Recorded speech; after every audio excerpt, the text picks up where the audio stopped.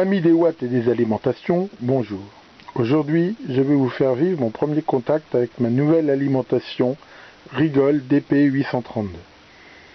Voici le colis tel qu'il m'a été livré aujourd'hui.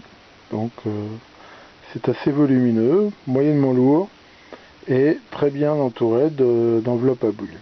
Donc on va déjà enlever. Voilà, donc là j'ai enlevé toute la bulle.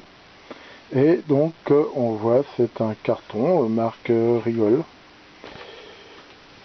avec deux scotch dessus. Donc on va ouvrir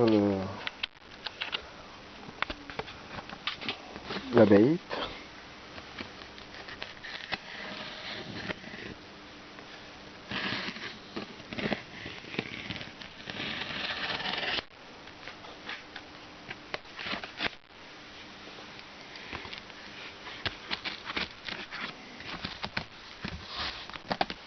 Alors, qu'est-ce qu'il y a de beau dans ce carton?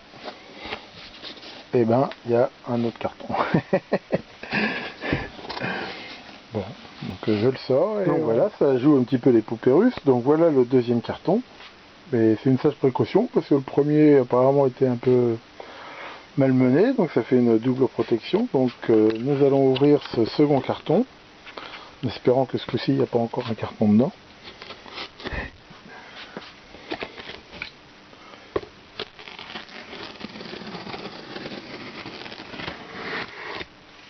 Et voilà. Ah, ça a l'air beaucoup mieux.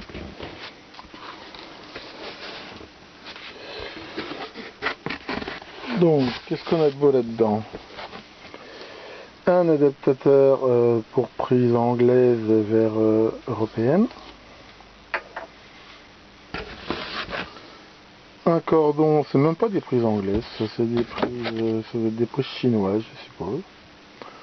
Enfin bon, des cordons comme ça, j'en ai à battre à fenêtre. Donc une pochette qui contient 3 fusibles, un petit connecteur et a priori un CD.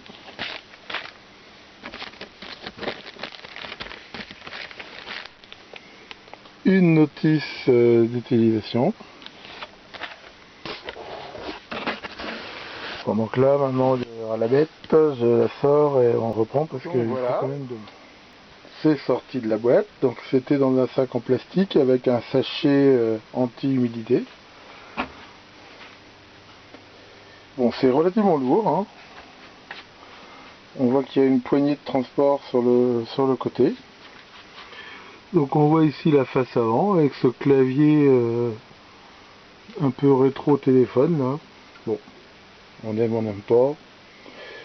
Donc voilà pour la face avant, et derrière nous avons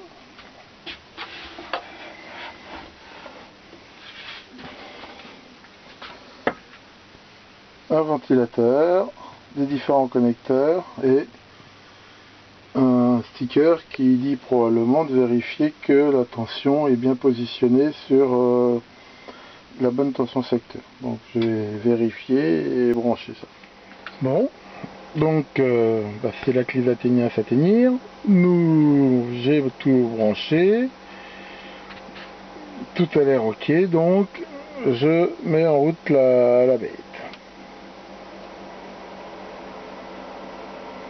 Un petit écran d'accueil. Et voilà. Bon. Comme vous pouvez l'entendre, il y a un ventilo là qui est... Bon, ça il a l'air de se calmer un petit peu. C'est manifestement un ventilateur à vitesse variable. Donc voilà comment ça se présente. Pour l'instant, tout est à 0. Donc on va voir si on peut régler la tension. Donc ici on choisit l'unité. Et donc là je la règle pour 12 volts. Et je mets en route. Et en effet ça affiche bien 12 volts. Donc là je vais choisir la deuxième alimentation.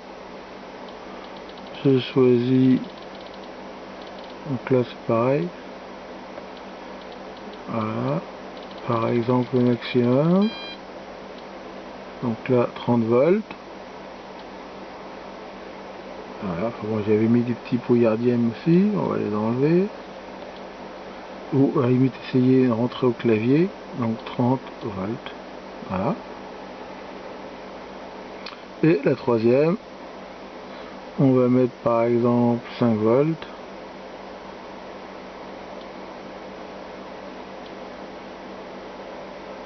Donc on choisit 5 volts. Et on les met en route. Donc voilà, impeccable. Là j'ai bien mes 3 tensions.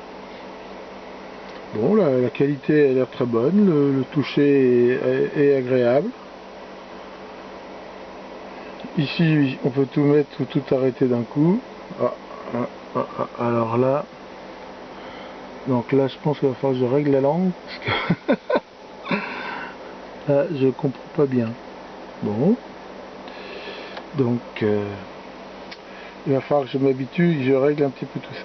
Enfin voilà, c'était le premier contact avec cette magnifique alimentation.